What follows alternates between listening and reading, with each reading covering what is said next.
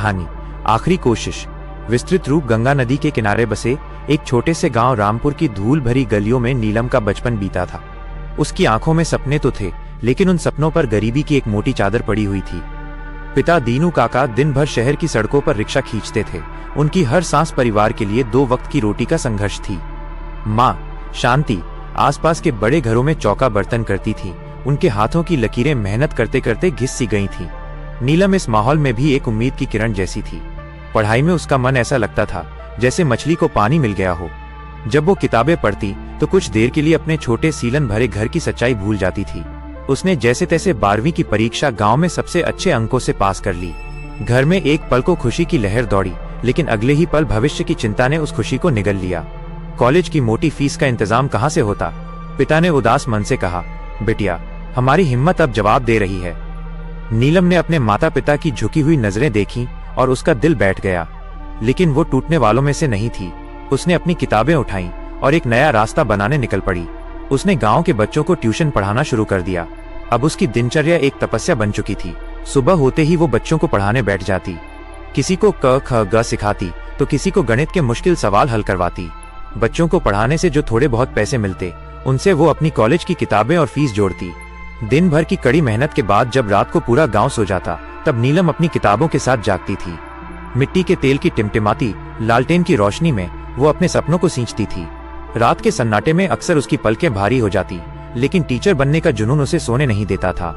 एक रात उसकी माँ पानी का गिलास लेकर आई और बेटी को किताबों पर झुके हुए देखकर बोली, बेटा अब बस भी कर, देख तो कैसी सूख कर कांटा हो गई है।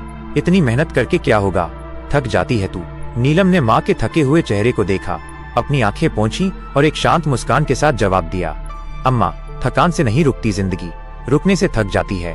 जिस दिन मैं रुक गई उस दिन सच में थक जाऊंगी। माँ की आंखों में आंसू आ गए। वो अपनी बेटी के हौसले के आगे कुछ न कह सकी। 3 साल इसी तरह संघर्ष में बीत गए। नीलम ने अपनी बीएड की डिग्री पूरी कर ली। अब उसका एक ही लक्ष्य था, सरकारी शिक्षक की भर्ती परीक्षा पास करना। उसने पूरी जान लगाकर तैयारी की, लेकिन जब नतीजा आया तो उसका नाम लिस्ट में नहीं था। वो बहुत रोई पर हारी नहीं।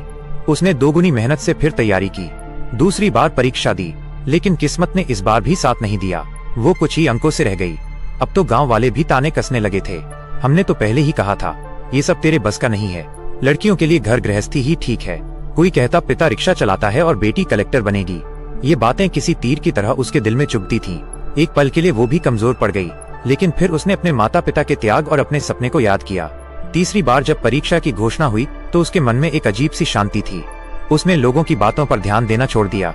जब किसी ने उससे पूछा कि क्यों अपना समय बर्बाद कर रही है, तो उसने बड़ी सहजता से कहा, शायद ऊपर वाला मेरी मेहनत के घंटे गिन रहा है। जिस दिन हिसाब पूरा हो जाएगा उस दिन नतीजा भी मेरे हक में आएगा। यह उसकी आखिरी कोशिश थी और उसने इसमें अपनी पूरी आत्मा झोंक दी। और फिर वो दिन आया जब परिणाम घोषित हुआ। गांव के पोस्ट ऑफिस के बाहर लगी सूची में जब एक लड़के ने दौड़कर बताया, नीलम का नाम आ गया। नीलम टीचर बन गई, तो एक पल के लिए सन्नाटा छा गया। अगले ही पल दीनू काका जो पास ही अपने रिक्शे पर बैठे थे, उनकी आंखों से आंसुओं की धारा बह निकली।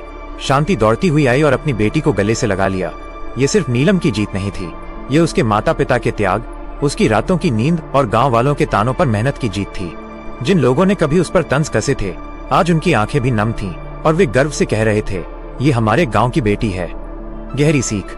ये कहानी सिखाती है कि सफलता सिर्फ एक दिन में नहीं मिलती। यह अनगिनत रातों के जागने, अनगिनत आंसुओं और कभी न हारने वाले जज्बे का परिणाम होती है। जब दुनिया आप पर यकीन करना छोड़ दे, तब भी आपकी खुद पर रखी एक छोटी सी आस्था पहाड़ों को भी हिला सकती है। याद रखें, मंजिल न मिले तो रास्ते बदलिए, इरादे नहीं, क्योंकि सच्ची कोशिशों का हिसाब ऊपर वाला जरूर रखता है। अगर आपको ये मोटिवेशनल वीडियो अच्छा लगा है तो कृपया वीडियो को लाइक करें और हमारे चैनल सुभाष कुमार को सब्सक्राइब करें। मैं मिलता हूँ एक ऐसे ही और मोटिवेशनल वीडियो के साथ। जय हिंद दोस्तों।